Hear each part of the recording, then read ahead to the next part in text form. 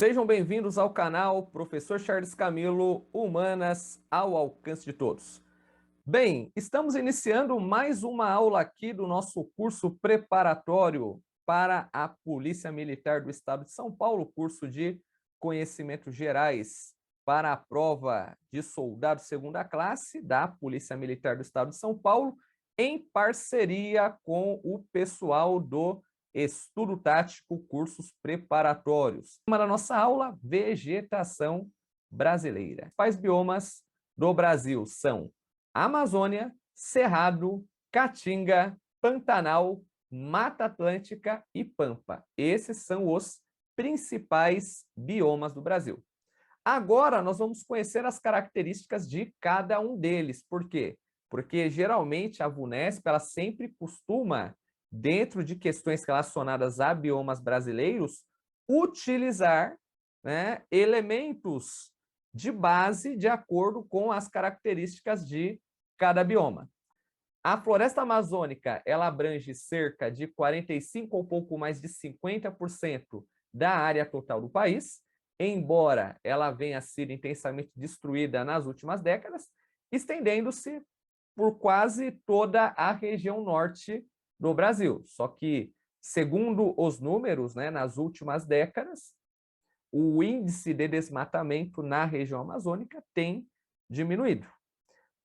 Outra característica importante que nós podemos colocar aqui, o clima predominante é o clima equatorial, que caracteriza-se por ser um clima quente e úmido. Outro ponto que nós temos é que a floresta amazônica ela é uma floresta heterogênea, ou seja, ela é uma floresta diversificada.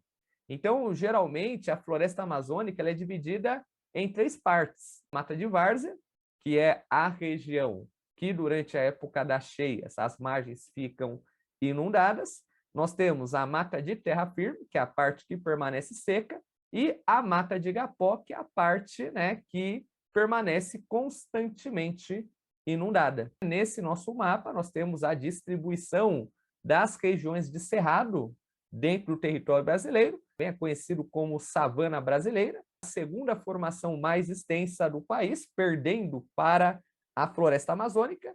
Originalmente, o cerrado ocupava 25% do território nacional, só que, porém, mediante ao desenvolvimento das atividades econômicas, houve uma drástica redução, né, neste percentual de 25%.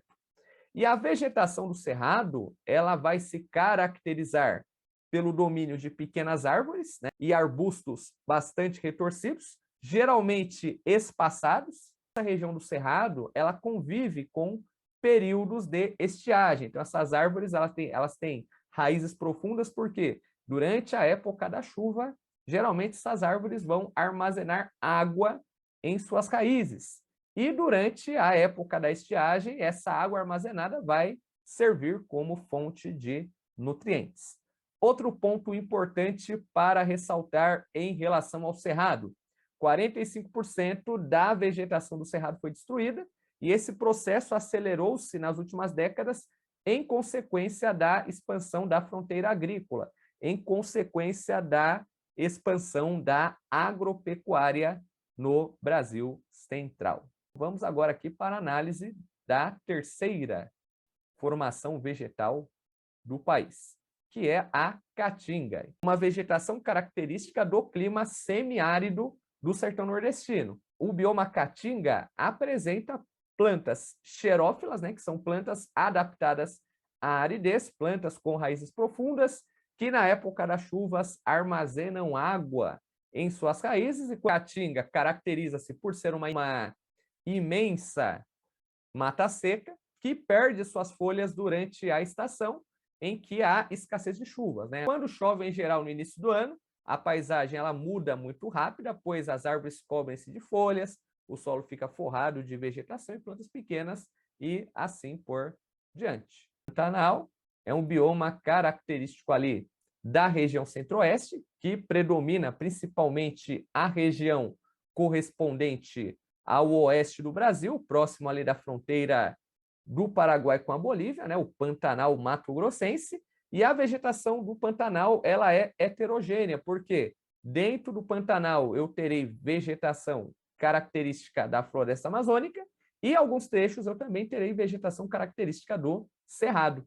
E uma das principais características do Pantanal é a dependência de quase todas as espécies de plantas e animais em relação ao fluxo das águas. A contaminação dos rios do Pantanal pode comprometer todo o ecossistema.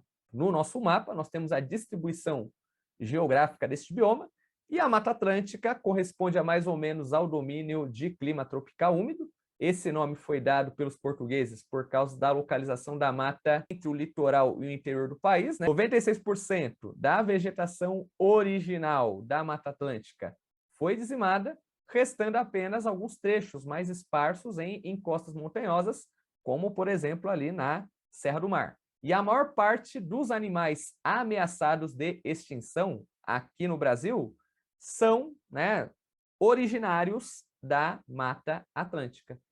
Falando agora sobre o bioma Pampa. Então, geograficamente falando, né, o bioma Pampa corresponde ao sul do país, tanto que aqui no nosso mapa nós temos a localização geográfica ao lado. Constitui em um tipo de vegetação herbácea, né, uma vegetação formada ali por gramíneas, gramados. As principais vegetações que nós encontramos dentro dos pampas seriam, né, diversos tipos de capim, né? O barba de bode, gordura, mimoso, jaraguá, dentre outros. Descendo, né, no litoral do Rio Grande do Sul, a paisagem ela vai ser marcada por banhados. O banhado mais importante que nós temos é o banhado do Taim. Essa divisão de domínios morfoclimáticos é uma proposta de regionalização do país baseada no critério de formações vegetais. Essa proposta de domínios morfoclimáticos ela foi proposta pelo professor Aziz Nassib Absaber. Então, nós classificamos o Brasil nos seguintes domínios morfoclimáticos. No domínio amazônico, né, em destaque aqui em marrom, onde nós temos terras baixas de florestas equatoriais. Nós temos aqui o cerrado, destacado em verde, que é formado por chapadões tropicais interiores com cerrados e matas de galerias. Nós temos os domínios de mares de morros, aqui em lilás. As caatingas, em destaque aqui em um tom mais salmão. Temos aqui depressões interioranas, né, e áreas de interplanaltos, né? As pradarias, localizadas aqui ao sul do país, onde nós temos coxilhas subtropicais com pradarias mistas. As araucárias, são áreas ali ligadas ao clima tropical de altitude, né? Tanto que a araucária é a única espécie de pinheiro tipicamente nacional.